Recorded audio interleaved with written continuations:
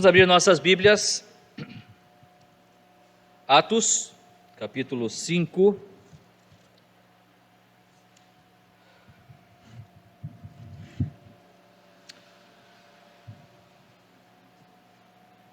Versos 27, 28 e 29. Atos, capítulo 5, versos 27, 28 e 29.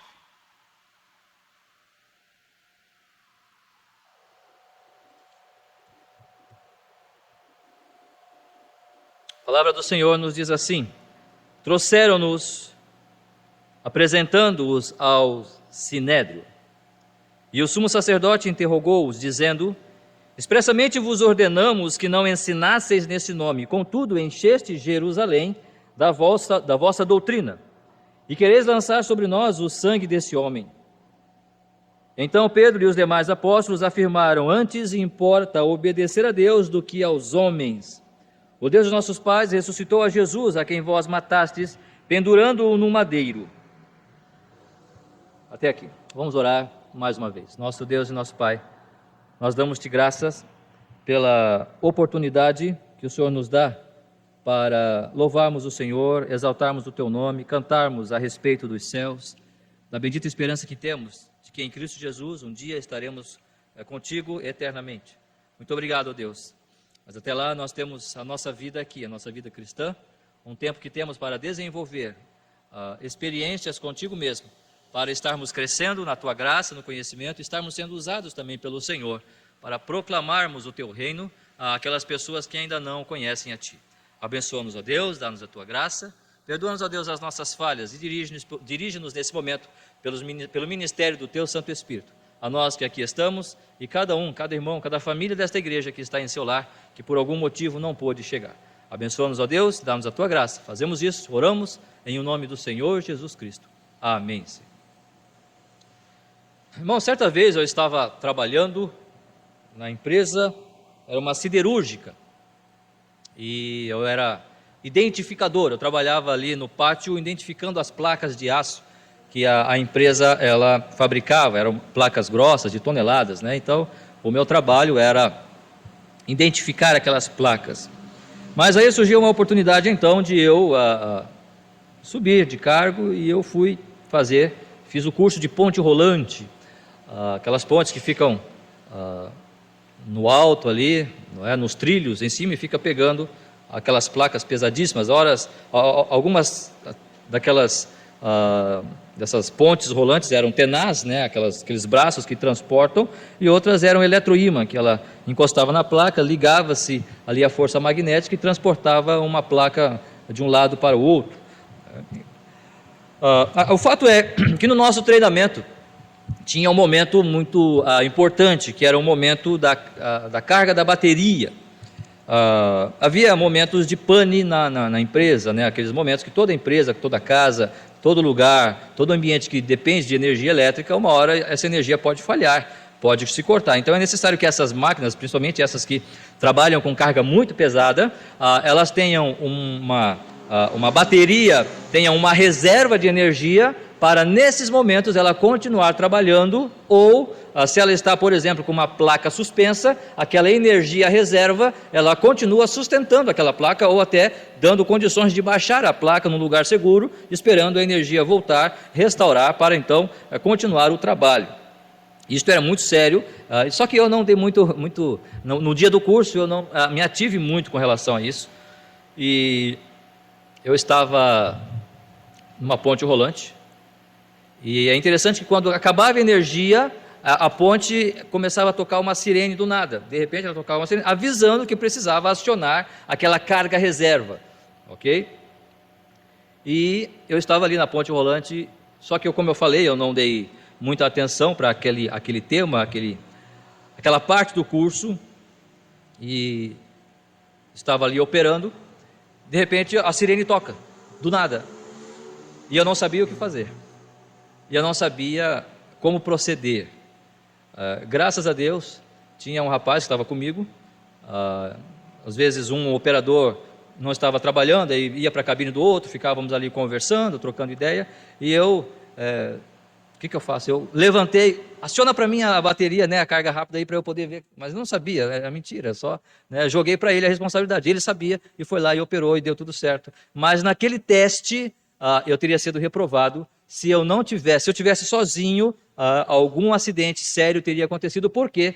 Porque eu não prestei atenção em alguns fatores importantes para aquele trabalho, aquele operar aquela máquina. Na vida cristã não é diferente. Graças a Deus que aquele rapaz que estava do lado sabia, já era um operador um pouco mais velho que eu, né? Não de idade, mas de tempo ali na empresa, então ele acionou e deu tudo certo. Percebam que Pedro está aqui diante do Sinédrio. No versículo 30, ou 29, perdão. Eu li o versículo 30 também, mas não exatamente fazia parte, né? Era apenas 27, 28 e 29. Diz ali, então Pedro e os demais apóstolos afirmaram, depois daquelas perguntas dos apóstolos, antes importa obedecer a Deus do que aos homens. Antes importa obedecer a Deus do que aos homens. Eu não sei os irmãos, mas para mim fica muito claro que o apóstolo Pedro e os demais apóstolos, nós sempre falamos apóstolo Pedro, né, porque é o nome dele que é citado aqui, geralmente nesse livro dos Atos, nessas situações que nós estamos vendo, mas os outros apóstolos estavam com ele também. João estava com ele, já tinha sido citado o nome de João, e outros apóstolos também fizeram parte desse momento, mas preste atenção que eles estavam ali e eles estavam sendo testados. E eles estavam diante do Sinédrio e eles estavam dizendo, nós já não dissemos para vocês não ensinarem em nome de Jesus, não falar a respeito disso, não falar a respeito desta doutrina. E ali era o momento de eles fazerem o quê? Ou eles testavam, mostravam realmente essa firmeza da fé que eles tinham em Cristo Jesus, ou eles retrocediam e diziam, olha, realmente, eu acho que nós exageramos um pouco, desculpa aí, foi mal, né? Libera nós que nós vamos para casa. Né? O que eles iam fazer? Se eu tivesse sido testado, se eu tivesse sozinho naquela máquina, operando aquela ponte rolante, eu teria, com certeza, sido demitido da empresa. Com certeza, eu teria sido demitido por justa causa, porque era essa responsabilidade do operador. Essa era a responsabilidade daquele que fez o curso e está ali operando aquela máquina. Dessa forma, nós precisamos prestar atenção. Paulo vai dizer na carta dele aos Coríntios que eu esmurro o meu próprio corpo para de alguma forma não ser desqualificado. Nós não falamos isso com o sentido de nós ficarmos sempre preocupados, né? Será que eu sou desqualificado? Será? Não é essa a ideia, mas gerarmos para nós um pensamento preocupante sobre será que eu estou vivendo a vida cristã ou não? Como é que isso está? Não é essa a ideia, mas é a ideia de nós olharmos para nós mesmos e nós pensarmos de que maneira nós estamos desenvolvendo a vida cristã que o Senhor mesmo nos deu para nós vivermos até o dia que Ele volte. Até aquele dia que nós vamos vê-lo descendo nas nuvens e seremos arrebatados com Ele, juntamente com Ele, para estarmos sempre com o nosso Senhor, adorando naquelas moradas que Ele mesmo está preparando para nós, como o irmão Tona citou ali no versículo de João, capítulo 14. Mas é importante nós pensarmos em alguns fatores que podem estar nos testando não somente a mim, não somente a você, mas testando a igreja como um todo. Percebam que eles estão diante do Sinédrio, diante daqueles homens, e eles estão dizendo, nós dissemos para vocês não falarem mais isso, mas vocês continuam falando. E agora? Aqueles homens, o que vão falar? O que vão dizer? Percebam que Pedro diz, antes importa obedecer a Deus do que aos homens. Pedro e os apóstolos disseram, olha, você pode falar o que você quiser, você pode nos jogar na prisão, vocês podem nos açoitar, vocês podem até tirar a nossa vida, mas nós vamos continuar pregando em nome do Senhor Jesus Cristo. Nós vamos continuar falando a respeito da vida cristã, da esperança em Cristo, do Cristo Jesus ressurreto. Nós não vamos deixar de falar. Então, em primeiro momento, o que nós percebemos que eles passaram no teste. E eu faço uma pergunta para mim, e eu queria fazer uma pergunta para você. Você passaria nesse teste? Se você estivesse diante daqueles homens, e eles dissessem para você, olha, eu não quero, Alexandre, que você pregue, que você fale em nome de Cristo mais. O que você faria? O que você faria, Márcio? O que você faria, Thomas? O que nós faríamos? Agora percebam, nós não estamos lá. Nós não estamos como eles diante daquela situação. Mas, olhando, estudando, Como eu disse, eu não estou pretendendo dar um estudo versículo por versículo aqui de Atos, mas quando você para estudar um livro, sem a preocupação de ter que terminá-lo para começar outro, para poder, no final do ano, né, ainda que isso é muito bom, quem está fazendo isso, amém. Quem sabe durante o ano ler toda a Bíblia, amém. Por isso, ou pelo menos ler todo o Novo Testamento, ou todo o Novo Testamento, ótimo. Mas é diferente quando você para estudar um livro sem ter um tempo para terminar. Eu não sei se eu vou terminar esse ano Atos, eu possivelmente vou. Mas é muito interessante você ir percebendo determinadas coisas que numa leitura devocional ali, você não consegue fazê-lo. Você não consegue captar essas coisas. Agora, a minha pergunta antes, a pergunta que eu fiz anteriormente, né, se nós estivéssemos no lugar daqueles homens, nós passaríamos naquele teste? Ou seria como eu lá naquela ponte rolante, que graças a Deus tinha aquele outro operador comigo ali. Né? Tinha Pedro, tinha outros apóstolos com ele, mas Pedro não precisou, ele mesmo respondeu, ele mesmo tomou a posição, ele tomou a frente como líder que era da igreja, profetizada pelo próprio Senhor Jesus Cristo, mas ele tomou a frente e ele fez a parte dele, ele fez a parte ali de líder que era. Mas além desta pergunta que eu faço para a nossa meditação, se nós estivéssemos lá, nós falaríamos o que Pedro falou. Mas a pergunta outra que eu quero falar, ou fazer, quais são os fatores que testaram aqueles homens e que estão nos testando hoje também?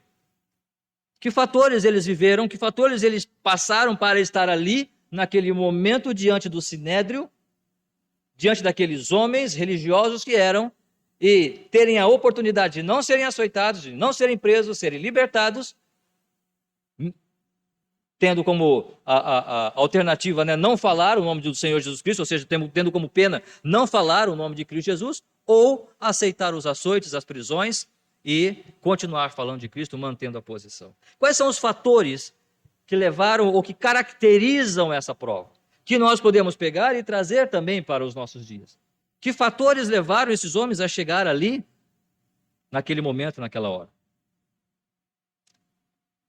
É interessante pensar que no versículo 28, aqueles sacerdotes dizem o seguinte: expressamente vos ordenamos que não ensinasseis nesse nome, contudo encheste Jerusalém de vossa doutrina e quereis lançar sobre nós o sangue deste homem. Eu separei aqui 3 fatores que levaram Pedro e os apóstolos a estarem naquela situação e que podem também estar testando-nos, a nós, a mim e a você, no nosso dia a dia, na nossa rotina, mesmo que não estejamos vivendo ou realizando algum ministério eclesiástico, mesmo que não estejamos aqui, mesmo que não estejamos ali no nosso momento devocional, às vezes você acorda, às vezes eu acordo de madrugada, né, e fico, Senhor, eu devo levantar agora e orar ou não? Não é? E aí você fala, eu quero passar nessa prova, Senhor. Eu quero levantar e eu quero orar. E aí, então eu levanto e oro. Às vezes não. Não é? Às vezes,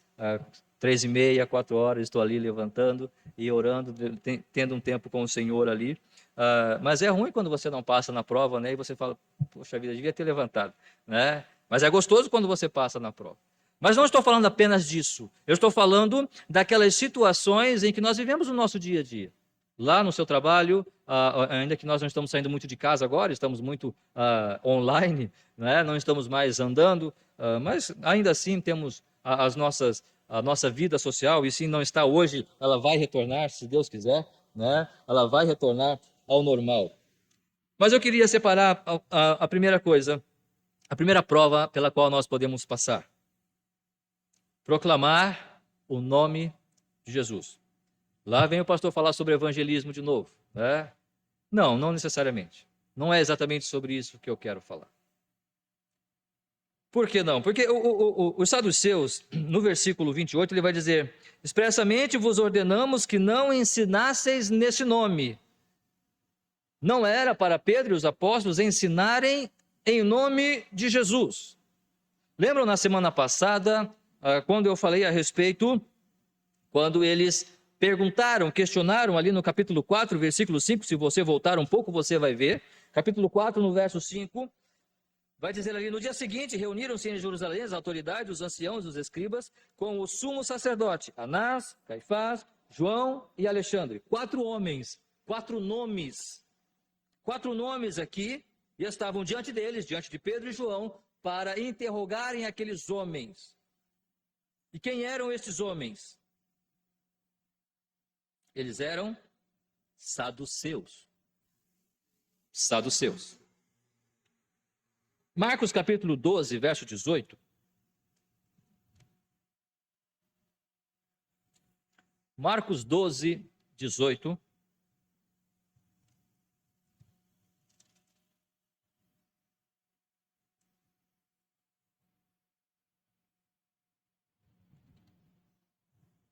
Marcos 12, 18 diz assim: então os saduceus, que dizem não haver ressurreição,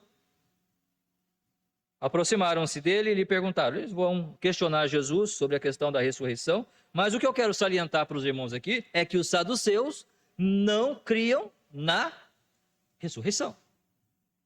Ok, pastor, o que tem a ver uma coisa com outra? E segundo, como é que o senhor sabe que eram os saduceus? É só nós voltarmos um pouco no versículo 17 do capítulo 5. Quando eles são presos, quando os apóstolos são presos aqui no capítulo 5, no versículo 17, ele vai falar aqui: levantando-se, porém, o sumo sacerdote e todos os que estavam com ele, isto é, a seita dos saduceus. Foram os saduceus que mandaram prender Pedro e João. Foram os saduceus que mandaram prender os apóstolos.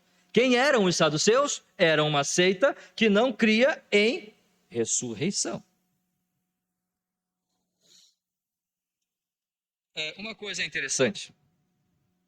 Daniel, capítulo 12, livro do profeta Daniel.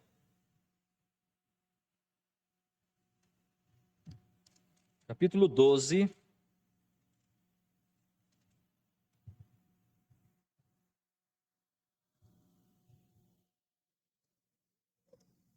Versículo 2. Eu quero ver se a gente consegue descobrir ou entender essa situação que está acontecendo aqui.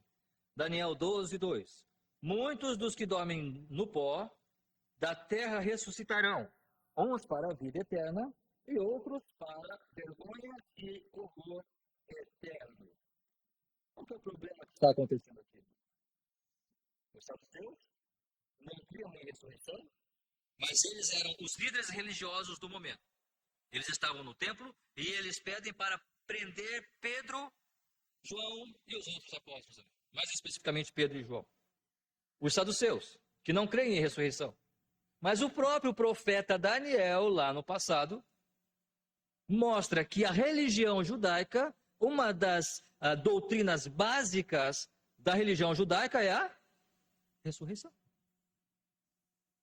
O judeu, na sua origem, na sua tradição, no seu princípio, ele crê na ressurreição, que nós vamos morrer e vamos ressuscitar para irmos para o paraíso, com o Jeová, com o Senhor Jesus Cristo, com o Messias, com o ungido. Enfim, esta era a crença básica do judaísmo.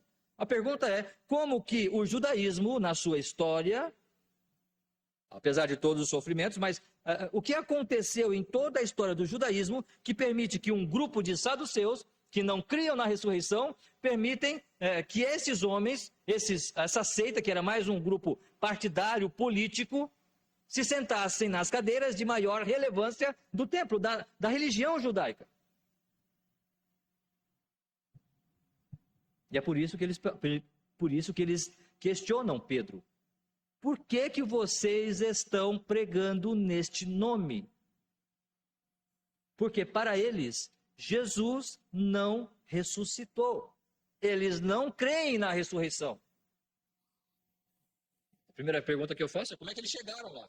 Se o judaísmo crê na ressurreição, é uma doutrina básica, né? É como a Igreja Batista da Fé, que crê na salvação única e exclusivamente pela fé. Na salvação pela fé, unicamente pela fé em Cristo. E daqui a pouco, daqui a alguns anos, a igreja permite um pastor que prega a salvação pelas obras. Aonde? Como que chegamos lá? O que aconteceu no meio do caminho? É uma pergunta para se fazer, mas a própria história do judeu vai mostrar isso, né? E a própria história da raça humana mostra isso também, toda essa mudança de valores, de padrão, de parâmetro que nós temos, e às vezes nos vendemos por conta de não sermos questionados ou não temos problemas, não vamos nos incomodar, então deixa a coisa rolar, deixa a coisa acontecer. E nós vamos permitindo muitas coisas, porque simplesmente os tempos mudam, não é? Deus é o mesmo, ontem, hoje e eternamente. Mas eles perguntam para aqueles homens, em nome de quem? Por quê? Porque esse Jesus que vocês estão falando, ele está morto. Ele não pode estar vivo. Nós crucificamos ele. Nós não cremos na ressurreição. Como vocês estão fazendo todos esses milagres? Vocês são mágicos? Ou vocês estão enganando essas pessoas? Eles não conseguiam compreender, eles não conseguiam perceber como que aqueles homens estavam fazendo aquela coisa. Qual era o poder por trás disso? Porque Jesus estava morto. Eles não criam na ressurreição. Irmãos, a primeira prova que nós temos no nosso dia a dia é provar que o nosso Senhor está vivo. Se todos nós demais apoiamos, se a igreja somente naquela coisa, quando Jesus está vivo, Jesus está vivo, Jesus está vivo, mas ele não mostrasse isso com as suas vidas, não mostrasse as obras do Senhor, Jesus Cristo realmente ali, sendo verificado, sendo mostrada,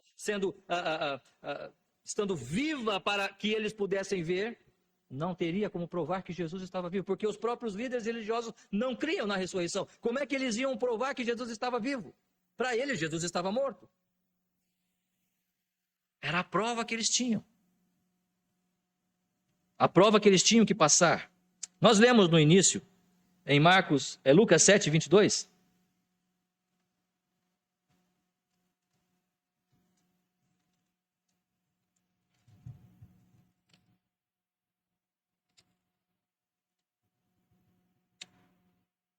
Perdão, eu falei Lucas 7, 22. É Marcos 6, 14 que nós lemos, né? Marcos 6, 14. Perdão.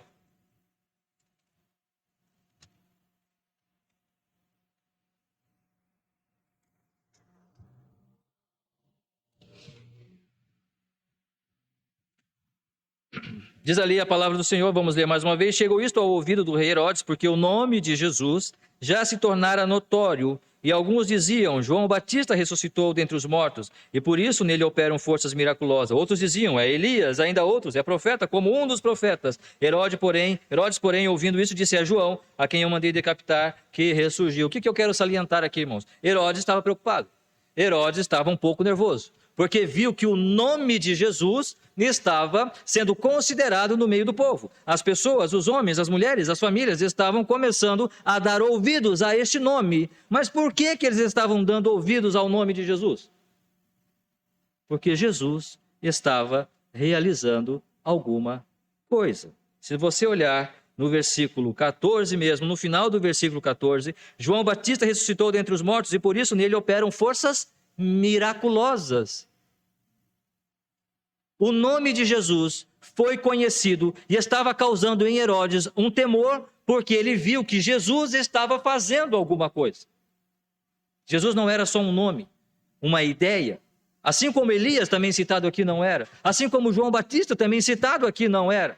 Não era um nome famoso só porque era famoso. Se eu perguntar para você agora, falar uma palavra, por exemplo, música, que nome vem à sua mente? Vai vir um cantor que você gosta. Por quê? Ele fez uma música que você gostou. Ele fez algo. Se eu falar política, qual o nome que vem à sua mente agora? Por quê? Porque ele fez algo, boa ou ruim, não sei, não é? Que marcou, que te beneficiou ou não. Mas ele fez alguma coisa. Ninguém tem um nome porque não fez nada. Ninguém mantém um nome por não ter feito nada. E é por isso que os saduceus estão perguntando e questionando aqueles homens. Não pode ser Jesus. Jesus está morto. Ele não pode estar fazendo esses milagres. O que eu quero dizer com isso é o seguinte, irmãos. Ensinar em nome de Jesus é mais do que falar de Jesus. Ensinar em nome de Jesus é mostrar que Jesus está vivo hoje. E Ele está vivo na minha vida. porque Ele está realizando algo na minha vida. Falar de Jesus é muito mais do que simplesmente professar algumas verdades cristãs. Eu estou falando de transformação. É esta a prova que nós vamos passar durante todo o nosso dia. Naquelas situações do trabalho, na escola, na família, mostrar o quanto de fato Cristo está me transformando, o quanto que Cristo é vivo em mim. E percebam que falar e ensinar em nome de Jesus é ir de encontro a uma sociedade que entende que esse Jesus está morto. Essa sociedade pode pensar ou falar de Jesus, mas eles não creem que Jesus está vivo ao ponto de transformar as suas vidas. Eles querem Jesus, que Jesus continue morto lá, para que eu dirija a minha própria vida como eu quero fazê-lo. O Senhor nos dá situações durante todo o nosso dia, durante toda a nossa vida, para dizermos: o meu Senhor, Ele vive. E olha aqui a minha vida. Vocês pensam que Ele está morto, porque vocês não creem na ressurreição. Os saduceus não criam nisso. Então os apóstolos tinham que provar para eles que Jesus sim estava vivo, e todas aquelas coisas que estavam acontecendo, aqueles milagres, as curas, não é, que estavam acontecendo, era o próprio Jesus que estava fazendo. Irmãos, a prova que nós tivemos hoje e vamos ter amanhã, é provar que Jesus está vivo na minha vida. Porque Ele está realizando uma tarefa na minha vida. Ele está realizando um trabalho na minha vida. Aquele que começou boa obra, há de completá-la até o dia de Cristo Jesus. Jesus está realmente transformando a minha vida. E de fato Ele está. Essa é a prova pela qual eu estou passando. A igreja está sendo trabalhada, está de fato, nós estamos permitindo realmente que Cristo transforme-nos, que Cristo amadureça-nos, que Cristo limpe as nossas arestas, trabalhe-nos esmerilhando naquelas partes que precisamos ser trabalhadas. Essa é a prova pela qual precisamos passar, para realmente ensinar em nome de Jesus. Não é somente falar, não é somente repetir, mas é mostrar que o meu Senhor, Ele não está morto, mas Ele vive. Não somente ensinar em nome de Jesus ou professar o nome de Jesus, mas os sacerdotes dizem, versículo 28, vos ordenamos que não ensinassem nesse nome, contudo encheu-se Jerusalém de vossa doutrina. Não é só ensinar em nome de Jesus, mas é também estabelecer uma estrutura doutrinária naquele lugar, naquela região. Vocês não só estão ensinando, como vocês estão doutrinando pessoas, vocês estão orientando, vocês estão formando uma geração de pessoas que estão pensando como vocês pensam. Lembra quando Jesus diz, ide, fazei discípulos? É esta a ideia. É esta a ideia que o Senhor Jesus Cristo estabelece para nós. Esta é a prova pela qual nós temos que passar. Nós estamos apenas vindo à igreja, nós estamos apenas cumprindo aquelas ordenanças e orientações, ou eu estou disposto a viver, ensinar Jesus vivo na minha vida, a fim de que realmente eu possa fazer discípulos, a fim de que alguém possa olhar para mim e olhar e dizer assim, realmente Cristo vive nessa vida. E eu quero também esse Cristo vivo na minha vida também. Márcio me ensina, Márcio me mostra o que é isto. Aqueles homens, os saduceus, estavam tão irritados com os apóstolos, que eles disseram, não somente vocês estão ensinando, mas vocês estão enchendo a cidade, o povo, com essa doutrina. Que doutrina, irmãos? Eu salientei apenas 3 aqui. 3 verdades que estavam acontecendo na vida do povo, na vida daquela igreja que estava afetando, que estava transformando, influenciando aquela cidade. No capítulo 4, tem uma parte interessante ali, versículo 32, da multidão dos que creram era um coração e a alma, ninguém considerava exclusivamente sua nenhuma das coisas que possuía, tudo porém lhes era comum. Capítulo 4, verso 32. Agora o 33, com grande poder os apóstolos davam testemunho da ressurreição do Senhor Jesus, e em todos eles havia abundante graça, pois nenhum necessitado havia entre eles, porquanto os que possuíam terras ou casas, vendendo-as, traziam os valores correspondentes e depositavam aos pés dos apóstolos. Então se distribuía a qualquer um à medida que alguém tinha necessidade.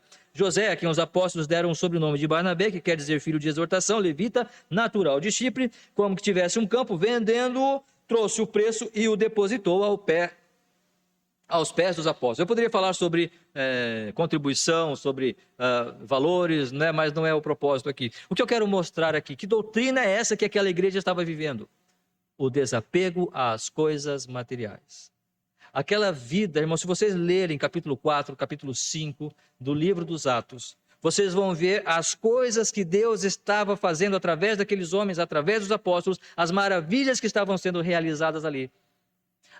Eu posso dizer que o céu era tão presente, a realidade do céu era tão presente na vida deles, que eles não precisavam ter qualquer orientação ou qualquer auxílio, como nós temos as cartas pastorais, Tessalonicenses, os textos que nós falamos há pouco sobre a esperança do céu, porque a vida cristã, a vida celeste era tão real e tão presente. Preste atenção nesse texto aqui, bem rapidinho, pensando nessa mesma situação.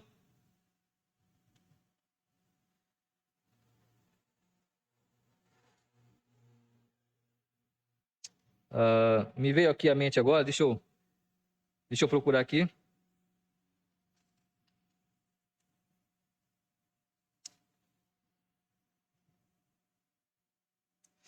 Capítulo 4, versículo 23. Eles tinham sido presos a primeira vez, depois foram soltos, e quando eles foram soltos, versículo 23, ele vai dizer: uma vez soltos procuraram os irmãos. Entenderam? Uma vez solto, se você estivesse preso, quem você procuraria? Quem você procuraria? A família, né? Você está preso. Vamos imaginar, você foi preso porque está pregando o evangelho. Foi preso. Foi solto. Quem você procuraria? A família. Não é? Eles procuraram quem? Os irmãos. Percebem a realidade da vida cristã, celestial, eclesiástica aqui? Será que nós vivemos isso hoje? É possível nós pararmos e pensarmos o que aqueles homens, o que aqueles irmãos, o que aquela igreja vivia naqueles dias? Irmãos, não dá nem para imaginar. Eu quero ir para minha casa, eu quero comer a comida da minha esposa, eu quero dormir na minha cama, eu não vou procurar os irmãos. Irmãos, olha, daqui a pouco eu vou mandar uma mensagem no zap, daqui a pouco eu chego aí, mas agora eu vou para casa tomar um banho. E não, irmãos, eles foram procurar a igreja. É outra ideia, é outra mentalidade. Alguém vive isso hoje. Por isso que é importante estudarmos o livro de Atos para nós sabermos aonde nós estamos. Quantas coisas são mais importantes para nós do que o Evangelho de Cristo, do que a vida cristã. E percebem como nós estamos sendo testados a todo tempo disso? Só que não era isso que eu queria dizer. Uma vez outros procuraram os irmãos e lhes contaram quantas coisas lhe haviam dito os principais sacerdotes e os anciãos. Versículo 24. É isso que me chocou. É aqui onde eu vejo esse céu na terra. Ouvindo isso, unânimes levantaram a voz e disseram. Prestaram atenção na palavra unânimes. Irmãos, se nós decorarmos 2, 3 semanas um texto capaz que na hora de nós falarmos, nós erramos. Já participaram de jogral? Um fala uma parte, outro fala outra parte, e aí todos, né? Aí todos têm que falar, mas alguém se atrapalha e não fala. Não é? É assim que funciona? Alguém se atrapalhou e não falou a parte. Não falou todos. Aqui não ensaiaram nada, irmãos. O Espírito Santo conduziu aqueles irmãos a unanimemente falarem todos juntos. E não foi pouca coisa. Nós cremos na palavra do Senhor. Se cremos, nós temos que acreditar que é o Espírito Santo que está movendo. Não foi da capacidade deles ou da sabedoria deles. Ouvindo isso, unânimes levantaram a voz a Deus e disseram: Tu, soberano Senhor, que fizeste o céu, a terra, o mar, tudo que neles há, que disseste por intermédio do Espírito Santo, por boca. Era esta a vida, era esta a doutrina. Era esta doutrina que estava incomodando os saduceus, aos religiosos, os líderes religiosos daqueles dias. Porque eles estavam conduzindo, a igreja estava se conduzindo como se não fizesse parte daquele mundo. Porque o Espírito Santo estava conduzindo dessa forma. Eles não estavam pensando nas coisas terrestres. O objetivo, não estou dizendo para você agora vender seu carro e dar tudo para a igreja, para vender a sua casa. Não é isso que eu estou falando. O que eu estou dizendo é que nós precisamos perder este amor, nos desapegarmos pelas coisas materiais. O quanto que nós corremos o quanto, e nada disso é errado, mas quanto que nós gastamos de energia por coisas que um dia vão ficar aqui nessa terra. Precisamos trabalhar, precisamos, claro, ter a nossa casa, tudo isso, mas percebe, irmãos, como que nós estamos distantes daquele propósito primeiro de Deus para a vida da igreja? Era essa a doutrina. Primeiro, esse desapego às coisas materiais, essa ideia sobre que Cristo logo está voltando. Eu não vou, Barnabé disse, eu vou vender a minha terra, vou vender minha propriedade e vou distribuir. Não porque, primeiro porque tinha necessidade, mas segundo, em primeiro lugar, porque eles precisavam, eles tinham essa ideia de que Cristo estava voltando. Tanto é que Paulo tem que escrever aos Tessalonicenses, aquela carta que nós lemos há pouco, Tessalonicenses capítulo 4, porque os irmãos, estavam ali, Paulo vai dizer, olha, precisamos trabalhar, vocês precisam trabalhar, Cristo vai voltar, vocês não precisam se apavorar, Cristo vai voltar, mas também nós precisamos seguir a vida normal, não é? Mas era algo tão verdadeiro, era algo tão celestial o que eles estavam vivendo. Não somente isso, capítulo 5 aqui, a partir do verso 1, nós temos a situação de Ananias e Safira. Ananias e Safira. Barnabé vendeu, os irmãos conhecem a história, Barnabé vendeu o terreno, pegou todo o dinheiro e deu aos pés dos apóstolos. Ananias e Safira acharam bonito, vamos fazer o mesmo, mas vamos ficar com uma parte para nós. E o que aconteceu? Pedro soube, pelo Espírito Santo, conduzido pelo Espírito Santo, Ananias e Safira morreram. Disciplina. Eu não estou falando da disciplina eclesiástica, mas eu estou falando deste temor por Deus, dessa ação de Deus na vida da igreja. Percebem uma cidade onde sabe que aquela igreja, um casal morreu porque eles mentiram o valor do terreno que venderam. Eu tenho que ir no açougue, mas para ir no açougue eu preciso passar na frente da igreja. Não é? E eu vou dizer, não, eu nem vou passar ali. Eu vou dar a volta no quartel, mas é 2 quilômetros. Eu dou a volta 2 quilômetros, não vou passar nem na frente da igreja. Vai que eu morro, porque eu sei quem eu sou, não é? Eu sei as minhas mentiras, eu sei as minhas esquisitices, eu não vou passar na frente daquela igreja, eu vou morrer. Não, se está acontecendo isso ali, não é? Percebam o temor, percebam o que estava acontecendo naquela cidade através daquela igreja, desta disciplina, desta forma, dessa estrutura que Deus mesmo estava estabelecendo na sua igreja. E era essa a doutrina que eles estavam pregando, esse temor, esse respeito, essa disciplina com relação à vida cristã, esse respeito a Deus, à palavra do Senhor, esse respeito à comunidade cristã. Era essa a doutrina que estava incomodando os saduceus. E não somente isso, também, em Atos 5, 20, capítulo 5, versículo 20, vai dizer o seguinte: Pedro tinha sido preso, os apóstolos tinham sido presos, e no versículo 17, levantando-se, porém, o sumo sacerdote e todos que estavam com ele, isto é, a seita dos saduceus, tomaram-se de inveja. Prenderam os apóstolos, recolheram à prisão pública, mas de noite um anjo do Senhor abriu as portas do cárcere e, conduzindo-os para fora, lhes disse: Ide, apresentando-vos no templo, dizei ao povo todas as palavras desta vida. Agora sim. Agora é evangelismo. Uma coisa clássica, característica da vida da igreja primitiva era evangelismo. Eles estavam presos, irmãos, passaram a noite na prisão, mas amanheceu, o anjo soltou eles e falou: agora vocês saem daqui e vão tomar um lanche ali na padaria, tá bom? Que tem uma coxinha gostosa ali com café, um pingado, café com leite, tá bom? Depois a gente conversa. Não, sai daqui agora e vai para onde? Para o templo, para pregar todas as palavras desta vida. Vai lá e evangeliza esse povo. Não tem descanso, não. Essa é a doutrina, essa é a verdade. Nós não temos descanso para falar de Cristo Jesus. Não deveríamos ter férias nesse sentido. Aonde nós estamos? Nós somos um missionário em potencial falando de Cristo Jesus. Essas são as provas, esses são os fatores que provam se nós estamos obedecendo a Deus ou estamos obedecendo a qualquer outra coisa, menos a Deus. São esses fatores que provam se nossa obediência é de fato realmente ao nosso Deus. E para terminar, no versículo 28, então, ele vai dizer: primeiro, então, proclamar o nome de Jesus, ensinar o nome de Jesus. Nós estamos fazendo isso, e ensinar é muito mais do que falar, mas estou falando de transformação de vida, porque o nosso Senhor está vivo, ok? Praticar a doutrina cristã, viver essa doutrina cristã dentro dos modos que o Senhor mesmo tem estabelecido para nós. E em terceiro ponto, e quereis lançar sobre nós o sangue desse homem. E quereis lançar sobre nós o sangue desse homem. Se nós olharmos no versículo 30, o que Pedro vai dizer: o Deus de nossos pais ressuscitou a Jesus, a quem vós matastes. Pedro está olhando para o Sinédrio, aqueles 4 homens importantes que eram, os saduceus, aquele partido político forte ali no meio judaico.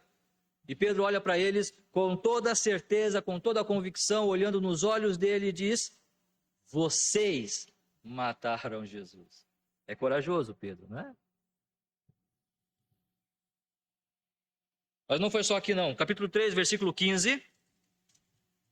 Capítulo 3, versículo 15.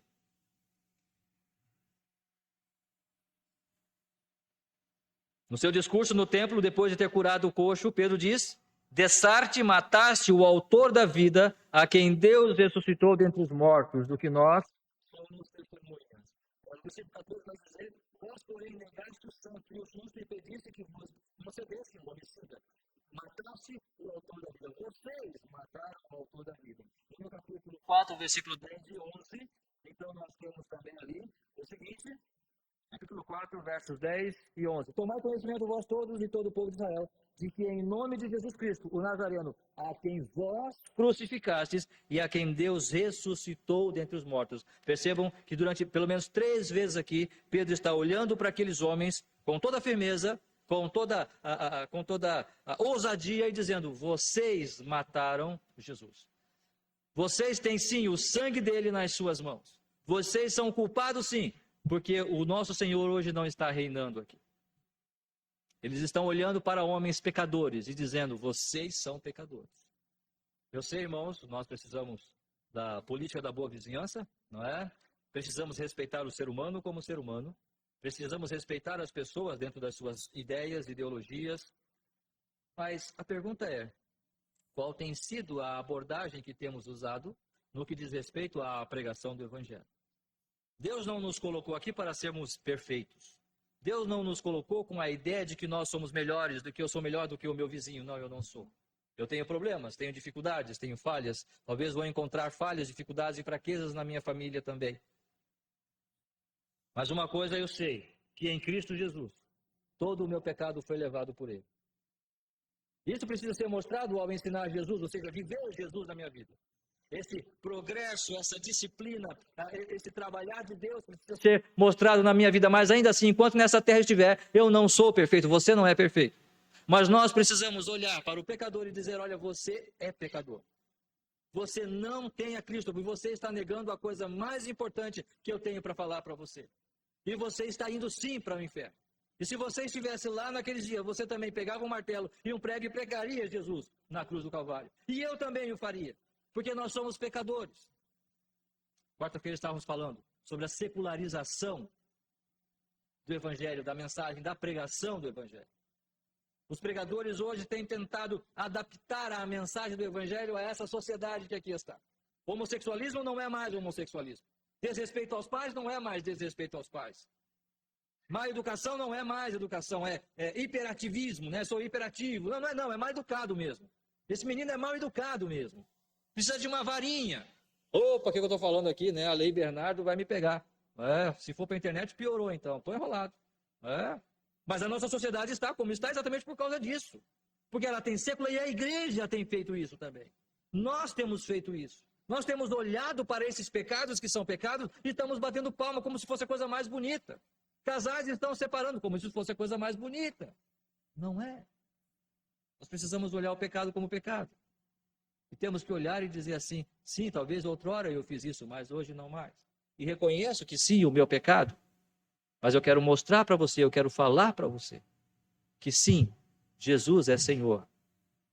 E o nosso pecado nos afasta dele. Tanto o seu quanto o meu. Só que pela graça de Deus eu reconheci isso e abri os meus olhos. E sei que em mim não há bem nenhum. Mas eu quero que você venha comigo. Você é pecador. Eu não estou querendo diminuir você. Você é muito importante na sociedade em que você vive. Você é muito talentoso no que você faz, nas suas capacidades, nas suas construções, nas suas edificações, nos seus projetos. Você é uma sumidade, ok? Assim como aqueles 4 homens, Anás, Ananias, João, Alexandre, Caifás, Ananias não, né? Anás, Caifás, Alexandre e João eram homens importantíssimos. E Pedro não estava desfazendo eles na posição deles, mas estava colocando eles dentro da posição que eles têm diante de Deus, pecadores, como qualquer outro. Qual é a abordagem que temos feito, irmãos? Abraçado os pecadores como se fossem nossos melhores amigos, sentado com eles e rindo das piadas deles, andando com pessoas que debocham de Cristo, desfazem de Cristo, e dizendo para eles: olha, você é meu amigão, afinal de contas, né? Somos todos pecadores, né? Não, somos todos pecadores, é claro que somos, mas você não está entendendo a coisa mais importante para a sua vida, e eu não vou compartilhar com você a minha vida, enquanto você não entender que o que você está fazendo, o que você está vivendo é pecado. Essa é a nossa abordagem, mostrar para o mundo o seu pecado. Eles precisam entender isso, precisam compreender isso. Estamos sendo provados nisso, a cada dia. É possível, irmãos, que estamos olhando para nós mesmos, estamos sendo condescendentes com os nossos amigos, patrões, funcionários, talvez, vizinhos, parentes, enfim, filhos, pais, porque simplesmente, olha, há um vínculo de afinidade aqui, então eu não posso dizer isso para ele. Eu posso sim, eu devo falar. Eu não sei o que você vai fazer com isso, mas eu não posso falar nada diferente disso, porque esta é a igreja que Deus pensou, não é a igreja que eu estou imaginando. A igreja primitiva é a igreja do projeto de Deus. Quem dera nós estivéssemos vivendo isso. Lembra aquela oração, aquela oração que eles fizeram unanimemente depois que Pedro e João voltaram, retornaram da prisão e lhes contam tudo? Você vai ver ali que o chão treme depois de eles terminarem aquela oração. Depois de unanimemente eles falarem, você vai ler ali, o chão treme. Isso arrepia, irmãos. Isso traz para nós uma comoção tão grande e, mas ao mesmo tempo, uma tristeza tão grande para mim, de pensar que nós estamos tão presos, estamos tão limitados, nós estamos tão acuados, impedidos, ou muitas vezes dizendo amém. Quando alguém diz para mim: não se reúna, porque eu não vou me reunir sim. Eu não quero ficar aqui transgredindo leis. Não é que não precisamos, mas até quando? Até onde isso vai durar? Até onde nós vamos dizer amém para tudo isso? Até onde um grupo político pode dizer para alguém que você não vai trabalhar e nós vamos dizer amém para tudo isso? Esse é o sistema. E nós, igreja, o que fazemos? Nos acomodamos. Dizemos amém para isso. Eu quero fazer uma revolução aqui? Claro que não. Não é? Eu só estou dizendo aquilo que a palavra do Senhor nos diz. Aqueles homens olharam para os olhos daqueles homens e disseram: vocês são pecadores. E eu quero dizer para todos os meus amigos que eu amo, os meus parentes que eu amo: você é pecador, com todo o amor que eu lhe tenho, assim como eu, mas busque a Cristo. Pedro vai dizer no final aqui, então, para terminar, versículo 28, 29, 30. O Deus dos nossos pais ressuscitou a Jesus, a quem vós matastes pendurando no madeiro. Verso 31. Deus, porém, com a sua destra o exaltou a príncipe e salvador, a fim de conceder a Israel o arrependimento e a remissão dos pecados. Quero olhar para os olhos de todos meus amigos, parentes que não têm a Cristo e dizer: você é pecador. Mas Deus exaltou a Jesus Cristo como príncipe, Senhor e Salvador, para conceder a você essa salvação, assim como Ele concedeu a mim. Não porque em mim há algum bem, não, desventurado o homem que sou, mas porque o Senhor Jesus, na sua graça, me alcançou e me encontrou. Que Deus nos abençoe. Essas provas, elas vão estar durante o nosso dia, amanhã, durante a nossa semana, durante o nosso mês, nesse ano todo, durante todo esse tempo que estamos vivendo isso. Estamos ensinando o nome de Jesus, ou seja, estamos vivendo Jesus, estamos vivendo este nome, realmente, estamos praticando a doutrina que incomoda, não é, essa sociedade estruturada como está, e estamos olhando o pecador nos seus olhos dizendo: isto é pecado. O que você está fazendo ofende a Cristo, isso é pecado. Mas Cristo quer salvar você. Há uma solução. O Senhor Jesus é o nosso intercessor diante de Deus. Que nós olhemos para essas provas e passemos, vivemos dessa forma como Deus quer que vivamos. E digamos como Pedro disse: antes importa obedecer a Deus do que aos homens. Eu posso perder tudo que eu tiver aqui, mas se o Senhor Jesus Cristo for engrandecido e pregado, e eu for usado para levar algumas almas aos céus, amém por isso. Que Deus nos abençoe. Vamos ficar em pé e vamos orar, agradecendo ao Senhor pelo tempo, e que a palavra do Senhor fale aos nossos corações. Depois dessa oração, irmãos, nós estamos encerrando o nosso culto. Não se abracem, né? Os beijinhos também deixamos para um outro momento, não é? Vamos cuidar, mas podem se despedir aí, tá bom? Vamos orar então. Muito obrigado a Deus por esse tempo aqui, obrigado por cada irmão que chegou. Abençoe nossas vidas, a vida desta igreja, que em tudo possamos estar buscando a Tua vontade, fazendo o Teu querer, e assim, ó Deus, sermos achados aprovados pelo Senhor. Nessas provas que os apóstolos passaram, nesses momentos que eles viveram e tiveram que realmente provar que a vida deles era para fazer a vontade do Senhor, com seus defeitos e falhas com certeza, mas, ó Deus, que nós também possamos, da mesma forma como servo do Senhor, filhos teus, sermos achados aprovados naquilo que o Senhor nos coloca para fazer durante a nossa vida, durante o nosso dia. Muito obrigado a Deus, abençoe-nos nesse final de semana, cada um nos seus lares, junto aos seus familiares, que em tudo o Senhor possa estar abençoando e derramando a sua graça e o seu favor. Nós oramos e te agradecemos em nome do Senhor Jesus Cristo. Amém. Uma boa noite, irmãos, que Deus nos abençoe.